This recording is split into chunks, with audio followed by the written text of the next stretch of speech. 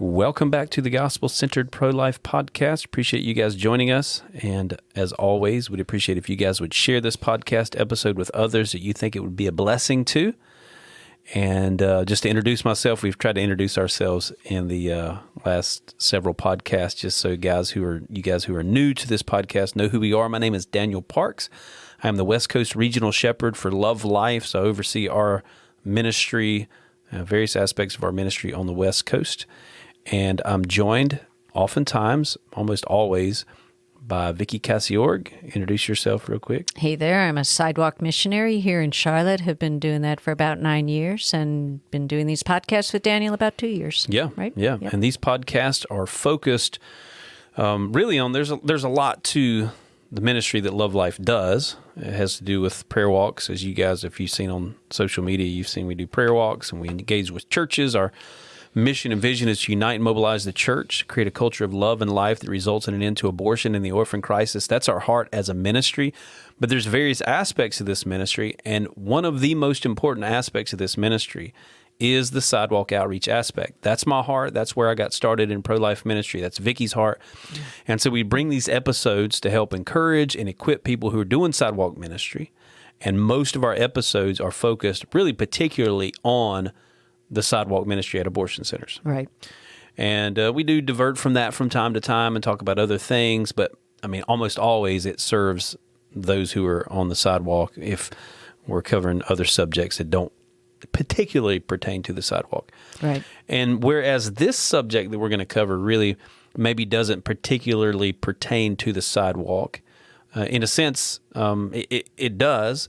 Yeah. But it could pertain to any kind of ministry, but we're going to be talking about it in light of sidewalk ministry being at the abortion centers. And that is what makes great leaders. Yeah, and you are going to have good leaders on the sidewalk. Just as an aside, you definitely in our facility or in our city, we have team leads of every sidewalk team. Yeah. And having team leads that are great leaders can really make or break a team. And it can keep volunteers or it can scare volunteers away. So this is a really important topic, I think. Yeah, I think so.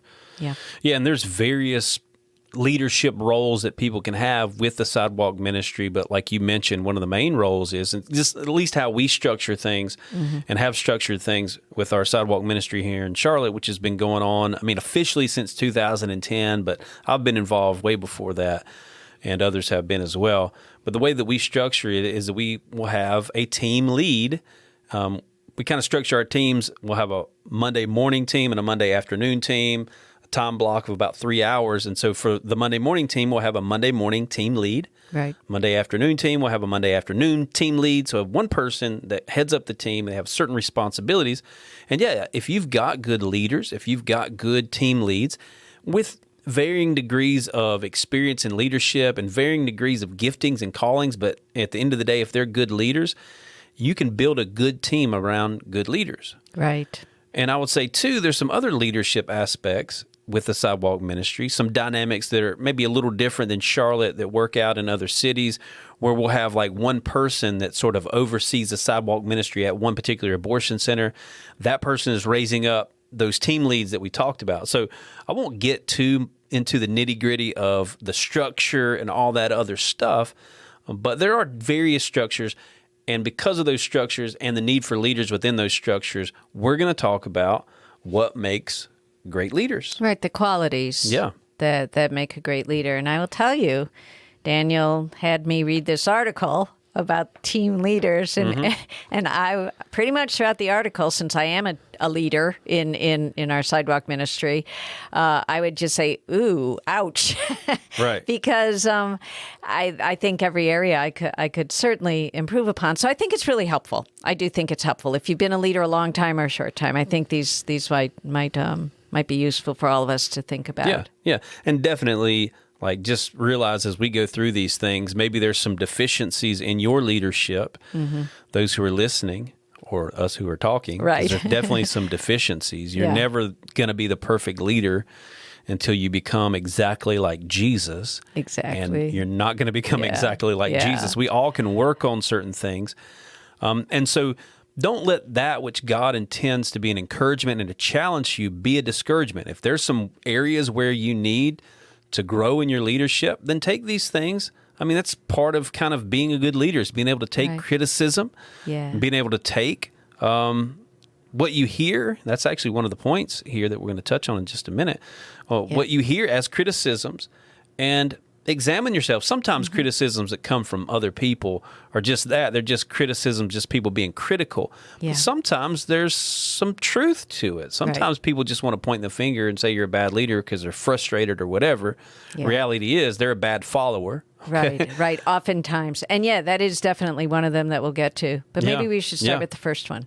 Well, let me say this first, because this article came from a Google search for me, actually. I was just looking at some leadership articles and things like that. And this article came, it's Scott Hagen. I don't know who the guy is. Right. But it came up in Google. I started reading the article. I was like, man, this is phenomenal. Yeah. And so I think so you wrote an article based on this article, right? Just to kind of make it more crafted towards sidewalk ministry. Yeah. But I think you link the article within this article. I do link the article at the end of this article that I wrote that we'll be putting out on Sidewalks for Life. Okay. But I agree with you. I thought it was really good, and there were some various obvious connections with what we do on the sidewalk, I thought. Yeah, no doubt.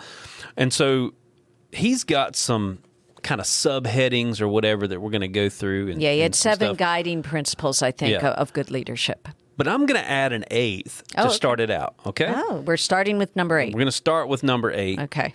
We'll start with number 1 and we'll bump all the other ones down to 2, 3, 4, 5, 6, 7. Because a good leader has the privilege to do that if he wishes. Exactly, yes. Yeah. So I can do that because I'm not a good leader or a great leader. I guess I'm decent. But I'm a leader that's learning some stuff, okay? Okay, good. And the most important principle that I have learned in leadership is this. Okay. John Maxwell, he's a great leadership guru guy. I read a book by him. Yeah, he probably needs to write a book about this and give me some royalties for it. He might have already written a book about it. Anyway, the first principle is this. The best leaders are good followers. The best leaders are good followers. But you know what? That is kind of my final point in this article. Okay. And we're going to... So can we hold off on it? It's unless we want to talk about it right now because it kind of spoils the article, but we can move to the end of the article, because who was the best leader, who was the best follower and showed his followers how to lead by following. Yeah. Right? Jesus is the best leader. That's right. And of course, he said he only did what he saw his Father do. Yeah. He followed the will of his Father. And so I will say, and this is kind of why I say that, and we can talk more about it at the end. That's why I don't want to spoil what you have. Yeah. But the best leaders are good followers. Yeah. We have, if we're ever going to be the type of leader that God is calling us to be, we must follow him. Yeah. And to follow him, to follow Jesus, is to follow the way of humility. And so many of these points that we're going to talk about require humility, okay? Absolutely. And humility is practically, the word means to get low, right? Yeah. But we know emotionally that's to not let ourselves be chief, our opinions, our concerns, what concerns us, what affects us, to be the main thing, right? Yeah. We've got to be good followers of Jesus. And what did Jesus do? He laid his life down, right? He laid his life down for the sake of others. And matter of fact, Jesus said, if you're going to follow me, you got to take up your cross, right? If you're going to be my disciple, if you're going to be disciplined in my ways, you got to take up a cross. Oh, that's painful. So the best leaders are good followers, and leadership is painful, okay? It's painstaking sometimes, but there's also rewards in it. So let's jump into our first kind of point here. Okay. And the first point is great leaders pay attention, poor leaders seek attention. I thought that was such a great line. Yeah. And it is so true, because I was thinking in my own life about the people that I am most willing to follow, and they are not the ones that just want to take all the credit. Yeah. They're the ones that spread the credit around and are humble. Again, at the root of this one is humility. Right. Pride is the mother of all sin. Yeah. And when we're prideful is when we're the ones seeking attention. Yeah. And so the great leaders, I love that they pay attention. I started really thinking about that. Right. Yeah. How does a great leader pay attention? What's he paying attention to? Yeah. And so you guys who are leading at a higher level in your city or whatever you're doing, you're going to try to raise up leaders, like we talked about, these team leads or these sidewalk leaders or whatever, and you want to be looking for people. A good marker of someone who would be a good leader for you is someone that pays attention rather than seeks attention. Yeah. They're not always trying to get themselves in the forefront of everything. Yeah. I mean, sometimes they're there on the forefront because they have awesome testimony and whatever. But really, you'll see a good leader and a person that can be developed into a good leader when you see them complimenting other people, when you see them going out of their way to thank other people for what they're doing. Good leaders, they pay attention. You can't know the good that other people are doing if you're not paying attention to it. Right. And so the picture would be then someone who's self-absorbed. The picture that he gives in this article, I think, is a picture, the kind of the contrast between David and Saul. Right? Yeah. Is that in the article? You wrote that yourself? No, I think that was one of the points that he made, talking about between David and Saul. I don't think I put that in the article, but it is a great example that he gave. Yeah, absolutely. And so it's like Saul, of course, he was jealous because Saul slays his thousands and David his 10,000s, right? But David didn't sing that song. It was the people praising David, that David was humble. Yeah. But Saul didn't like to hear that there was someone getting more credit than he was. Yeah, and Saul was a horrible leader. He was. David was a great leader. Now, yeah. Great leaders can stumble. We know David stumbled. We won't labor long on that. But if you're looking for good leaders, look for leaders that pay attention to what others are doing, not just try to get attention for what they're doing. Yeah. Yeah. And then the next one, I don't know if you want to... Well, the next one, the secret to high-capacity leadership is knowing how to turn personal criticism into personal improvement. Yeah. And for me, he makes a big point in the article that Hagen wrote about the difference between criticism and accusation. I think you kind of alluded to that early on. But almost every criticism that you're going to hear, almost every time, has a kernel of truth. Yeah. It may have been exaggerated, and it may be phrased in an attacking way, which is, I think, when we're least able to hear it. Right. But if rather than becoming defensive, we're able to discern the truth in whatever that criticism was, we can grow from that. Yeah. All of us need improvement, and we're not perfect. Like you said, we're not home yet. We're not with Jesus. We're not Jesus. Yeah. So learning to take criticism and learn from it. Yeah. And let me say that this is an important principle of the Christian life. It is. People are imperfect, right? Yeah. You're imperfect. That's why you should be able to receive criticism. People are imperfect who give critiques or criticism. Maybe they're trying their best to give constructive criticism, but it seems like accusation. Right. At the end of the day, you're not going to stand before them. You're not going to stand before me. You're going to stand before God, right? Mm-hmm. You're going to stand before Him, and His criticisms are always accurate, and they're not accusations necessarily.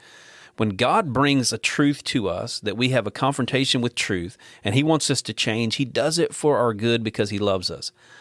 But He oftentimes does this thing, bringing criticism, bringing the truth to us. We have a confrontation with truth through other people, through imperfect people. So God may have put it in someone's heart to address you on an issue where you are not doing so well, and they deliver it imperfectly. Yeah. That's why anytime someone brings criticism to you, your attitude has to be one of reception. Like if your attitude when someone brings criticism immediately is one of self-defense and things like that, you've got to check your heart. You don't have to respond. Here's the thing. When someone brings criticism, somebody says, so I need to talk to you about this. I need to talk to you about something. Of course, when that you know that feeling, we all right? cower it's like, when we hear those words. Gosh. All right, what is it? What's happening? I have learned by God's grace to have my ear open, and if it's something about me, to take it, I don't have to respond immediately. I can say, let me think about that. Yeah. Let me think about what you're saying. I even maybe write it down if they have a criticism. rather than to defend myself. Because if you are your defender, you got a horrible defender. But if you let the Lord be your defender, so if some of this stuff is criticism that is accurate and some of it's accusation, let God sort through all of that stuff. Let God be the one that sorts through it, because you're not going to be able to sort through it all anyway. So anyway, I'll just kind of echo this point. The secret to high capacity leadership is knowing how to turn personal criticism into personal improvement. Like you said, there can be a kernel of truth. Apply what's good. Eat the meat and spit out the bones if you have to. Right, exactly. And I think that's a sign of maturity as a leader. Immature people tend to want to justify why they're doing what they're doing that you have just pointed out. Yeah. And mature people, I think, are more able to just take it in and learn from what the lesson is and let the other just pass them by. Yeah. And listen, we have to acknowledge we need the grace of God to do this. Yeah. Right? So criticism hurts, especially when you're pouring yourself into ministry and you think you're doing the best you can. Yeah. You think you're doing a good job, and somebody comes along and basically says you're not doing a good job.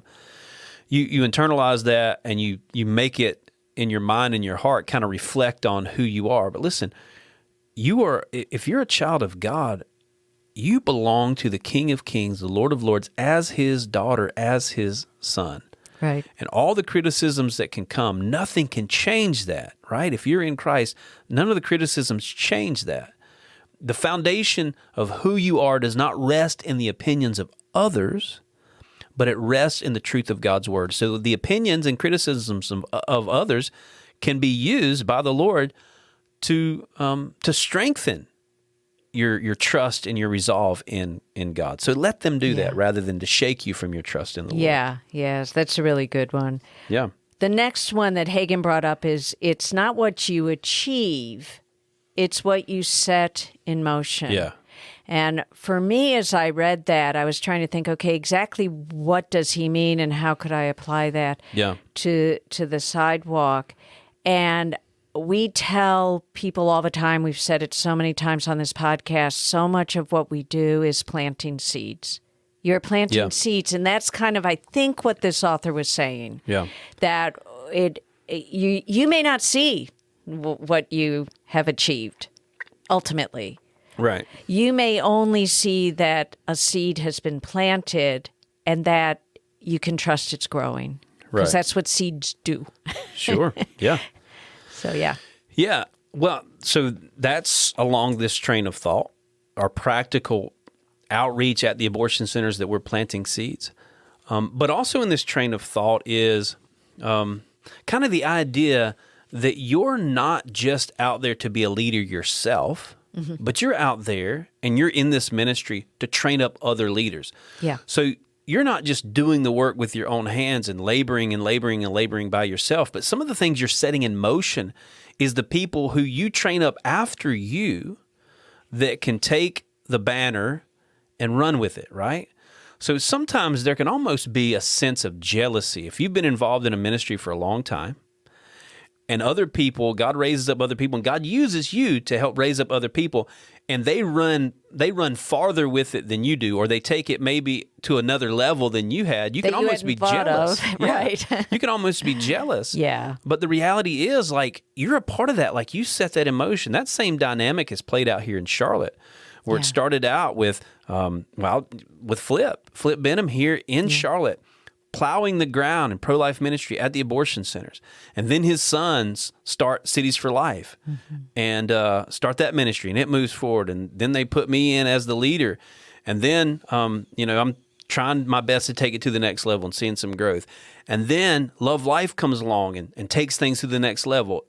There was some temptation in me to be a little jealous, like, okay, we never were able to get churches on board like Love Life is. What's going on here, right? What's going on with this thing? A little bit of jealousy.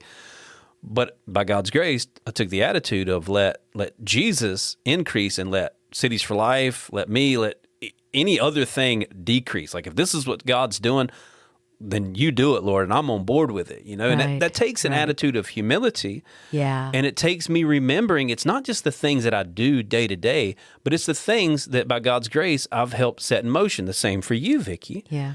You've trained up people after you who are running with this thing. You've been involved in some of our boot camp trainings that we do here in Charlotte.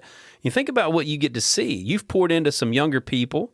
I think of Jenna, who we interviewed on this podcast some time ago, who's in Roanoke, she's like a mini Vicky, or even like Veronica, who's here serving, and others. I can't name all the names of people that you've poured into, that we've poured into here, that are doing the sidewalk ministry. Yeah. Right? And so we've set some things in motion there that, it's not something really we achieved in the sense, but God used us to set some things in motion. So there's a couple of aspects to this point. Yeah, well, that's a great point, because I do often look at the teams that largely our teams have been trained by me or by you.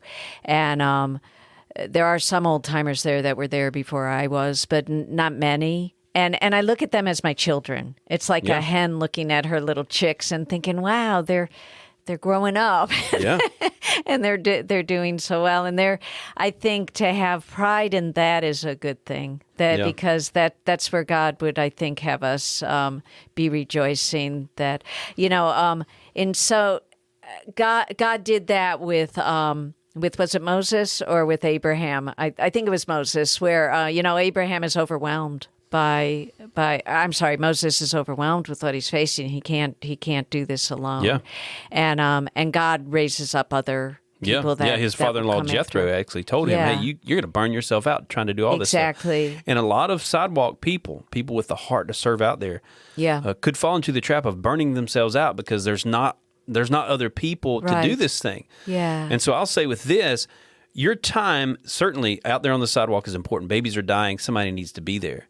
But if you can spend 1 hour pouring in to 5 people that you can kind of set in motion to do this thing, you would be better than spending 3 hours on the sidewalk. Does that make sense? It does, because you're multiplying through, it's no longer you alone. Yeah. You are ultimately, it's a lot of work in the beginning, but ultimately they will be released to carry on and even expand upon what you've been able to do. So that was a really good one, I thought, because there is the tendency for, I think, all of us when we get overwhelmed to feel I'm all alone in this. Right. And maybe we're all alone in this because we haven't poured into others enough and set into motion the people that will carry on, because we will all not be here forever. Yeah, so sadly. True. So one that really resonated with me: insecurity will emotionally rearrange everything you see and hear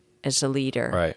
Yeah. And I think that relates very, very much so to some of the things we've already said, like how you take criticism, or how you handle watching others take your banner and run and do better than you. Yeah. But you can really, if you're looking through the eyes of insecurity as a leader, it can be toxic. Yeah. You can look at everyone in the most negative light. And I can remember you saying many times to me, Daniel, assume the best in people. Now, sometimes when you have assumed the best, it's inaccurate. Yeah.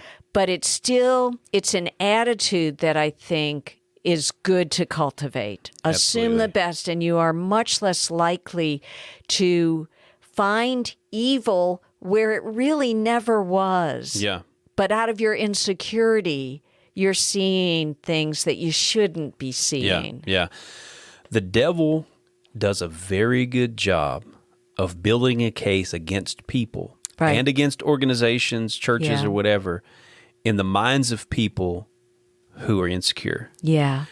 And in the minds of people who are secure, by the way. Let me tell you, the devil is the accuser of the brethren, right?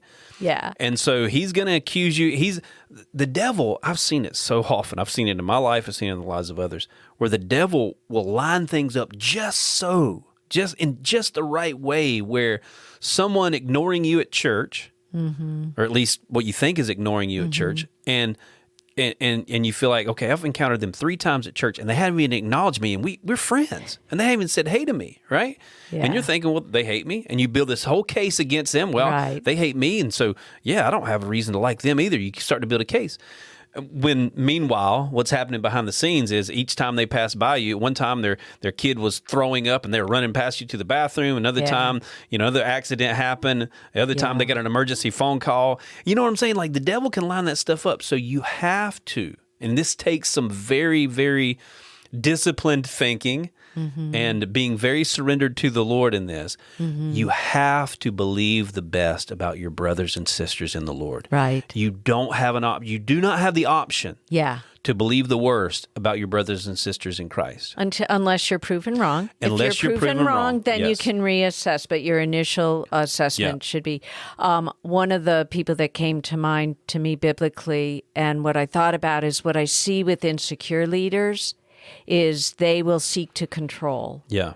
And they become tyrants. Right. And the story in the Bible of Rehoboam, I hope I'm pronouncing his name right, he became king as a young man, asked, this story, by the way, I forget where it's in. I'll find the reference. I think it's in the article somewhere. Yeah. But he asked... First Kings. It's First Kings. Chapter 12. Okay, so he asks when he comes in to become a king as a young man, he goes to the elders, which was appropriate, and says, hey, how should I lead these people? Yeah. And they recommend gentleness. But he's an insecure guy. Yeah. He goes and asks his buddies his age, who say, double down on what your father did. Be even harsher. And it ends up dividing the kingdom of Israel forever. Yeah. So here's an insecure leader who takes the advice of a bunch of friends, probably his drinking buddies. Yeah, right. and it doesn't go well at all. So tyrants, I think, are people that are very insecure, and they seek to control through a very inappropriate way. Yeah. Leadership is John Maxwell, he's a leadership guru guy, says leadership is influence, nothing more and nothing less. Yeah. Which is true. But if you think about leadership in the context, especially what we're talking about, is its relational influence. Like leadership is relationship. Sure. We're building relationships. Now, at the end of the day, as leaders, we have to make certain decisions, and we have to say, well, this is not going to be the way that it is. This is going to be the way that it is. We have to make those decisions from time to time. Yeah. But most of the time, we can make good decisions in relationship with the people that we're leading, and they can actually help inform our decisions, right? We want to bring them along, right? Yeah. But if we're insecure, we can't do that. If we're insecure, we almost sometimes an insecure leader, they're affected by those that they're leading in such a way that where they cower down in a corner, right? And so they don't want to lead. And then they pendulum swing the other direction because of their insecurities, and they lead like a tyrant. So either you're a puppy dog in the corner afraid, or you're a tyrant. And so good leadership is very balanced in its security. And so if you're insecure, if you see some insecurities in your leadership, bring it to the Lord. Ask Him to help you to be secure. You got to be first and foremost secure in who you are in Christ, and then secure in your calling. Are you really called to this thing? And quite likely you are. If you're in this ministry, you're called to it. You didn't step into it in the flesh, probably. And so if you're called to it and you're in Christ, then that's the foundation of your security. Again, your relationship with Him. And ask the Lord to help you to build on that foundation. Right. I love the next one because this was what gave me hope. Right. Leadership happens over time, not overnight. Yeah. And I will tell you, when I first stepped into leadership roles, yes, I really struggled in, I'm sure, every one of these areas, and still do in some of these areas. But there's hope. If you are a good leader and you're following God as your ultimate leader, He will help you to develop these skills that you need to be the best leader that you can be. It does take time, and we see that throughout the Bible. No doubt. With all the great leaders of the Bible, they developed over time. Moses started off by killing a fellow Egyptian, or killing the man who killed a fellow Egyptian, and then a fellow Hebrew. But then I forget the story, but you know what I mean. He killed an Egyptian taskmaster that was disciplining one of his Hebrew brothers. And that was probably not the most appropriate response for him to take, but he grew as a leader, and all of us can. Absolutely. And will. And that will not happen unless you put some work. Listen, ministry is work. Leadership is work. Relationships take work. Yeah. Now, I don't mean like works-based salvation or anything like that. But if you're going to grow in your leadership, you're going to have to put some work into it. Yeah. You need to read leadership books, and there's a lot of them. I've mentioned John Maxwell. He's got a book called Developing the Leader Within You 2.0. We actually went through it together. We went through that. It's a great book. And there's some other podcasts. Now, all of this stuff, some of John Maxwell's stuff, like I have to eat the meat and spit out the bones. Yeah. There's some things where I'm like, I don't know about that. It didn't seem so biblical. I could be wrong. I'm at least smart enough to know that guy's been walking with God longer than I could be wrong and him right. So if there's things you need to sort through with some of his stuff, or like Craig Groeschel has a leadership podcast, which has been awesome to me. There's some stuff in it that's a little like, I don't know. He's speaking to businessmen and not really speaking to ministry leaders. But for the most part, it's like meat. You know? Yeah. So you've got to put some work into personal development and growing as a leader. Of course, putting work into cultivating your relationship with Jesus and prayer and in His Word, right, and fellowship with other believers. But it doesn't happen overnight. Yeah. And so stick with it. If you guys need some suggestions for good leadership books to listen to or to read, I do a lot of listening. I listen to a lot of podcasts and listen to a lot of books. Then I would be more than willing to shoot those along.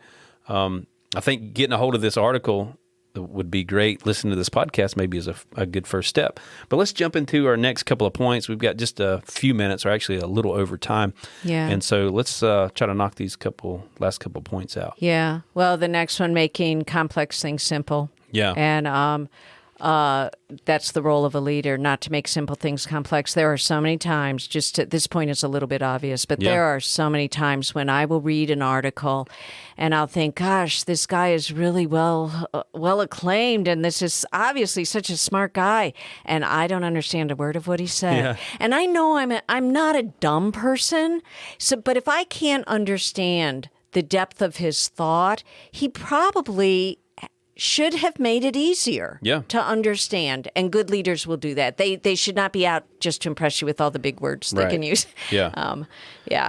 Yeah. And, as it pertains to like processes, we talked a couple of weeks ago about some strategies, some sidewalk strategies and things like that. Right. We tried our best to kind of break those down and make those pretty simple. It's not rocket surgery, as one guy said, right? Right. And so being intentional about the way that you communicate certain things, if there are certain things that need to be a certain way, for example, if you're leading a team, a sidewalk team, and they're not doing so great a job at passing out literature, and there's some things that they need to do to improve it. Yeah. Don't be super complex in what you're saying. Be very simple and to the point, and just say, hey, if you stand here and you look that way and you smile and you wave, it's going to be more effective. Rather than trying to break down the psychology of the whole thing, just make it simple. Yeah. And a way to make complex things simple that I've learned is with analogies. Yeah. Right? Yeah. With analogies. Yeah. There's actually some complexity, believe it or not, to holding signs at an abortion center. Mm-hmm. Do you know that? Mm-hmm. Yes, because I've listened to this podcast. Yes. There's some complexities to it. There's some things that you can do to make it more effective, and there's some good psychological reasons why you do those things. Right. But what I do to help when I'm training people to hold signs is I give them an analogy. Hey, there's these companies like Sweet Frog. Right? Elijah, one of our guys here locally, he actually runs a Sweet Frog, as well as does sidewalk ministry. But we see them, and there's other businesses, mattress companies and stuff, where they literally hire someone to hold a sign out front. Right? Why do they do that? Why do they pay someone like, I don't know, $10, $12 an hour or something like that to hold a sign out front? Because they know that people will engage with a message that's associated with another person than a message that's just stuck in the ground or on a billboard. Right? That's an analogy. And so why would I hold a sign in front of the abortion center when I could just prop it up or whatever? Yeah. It's because people will engage with people, right? Yeah. And so I help to make that complex thing, right? Instead of, you need to not put this sign on that. And so maybe I'm making it a little too complex. There's different ways you can use signage, and you can prop them up, and God will use that. But there's a more excellent way. There's a more effective way, depending on, the manpower that you have. What I'm trying to say is use analogies Yeah. to help people connect with, whether it's whatever it has to do with, whether it's the way that they arrange their team, the way that they lead their team, the way that they hand out literature, the way that they hold up signs, whatever it is.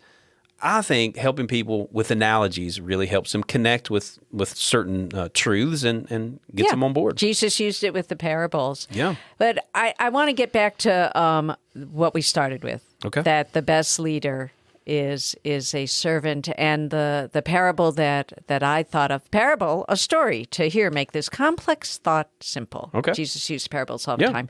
Is when he washes the feet of the disciples in John 13. I think that's such a beautiful picture. And in fact, he actually says, "You call me teacher and Lord, and you are right."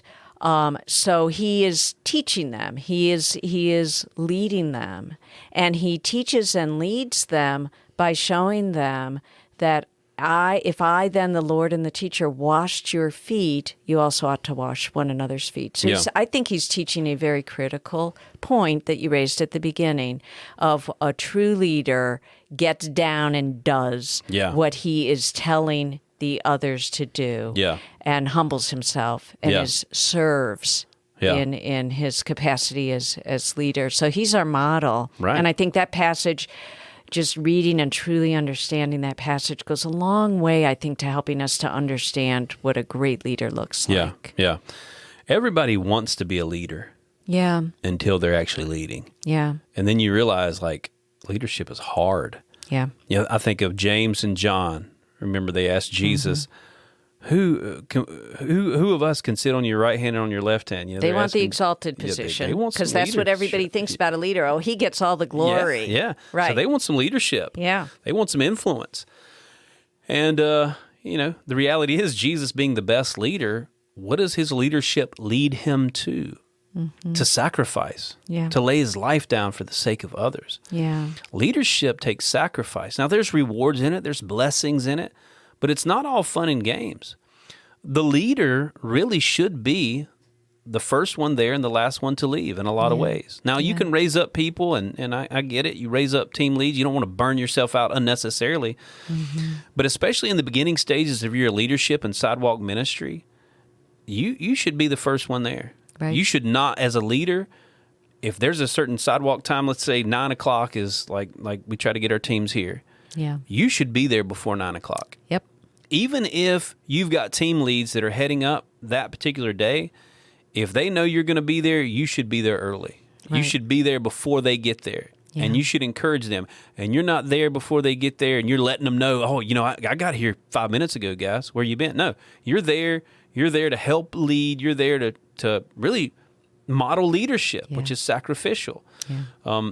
You're not the guy who, when it's so hot outside that you can't bear it, that you decide, well, I'm actually going to take a break from sidewalk ministry today. No, you be intentional and make sure you're out there on the hottest days. Yeah. Because you want to show your teams that you're a sacrificial leader. And you're not doing it just to show them that, but you're doing that so that they understand that this leader, this person who's leading us, is a sacrificial, a Christ-like leader. Now, we're all imperfect in various ways, but ask for the grace of God to do that stuff.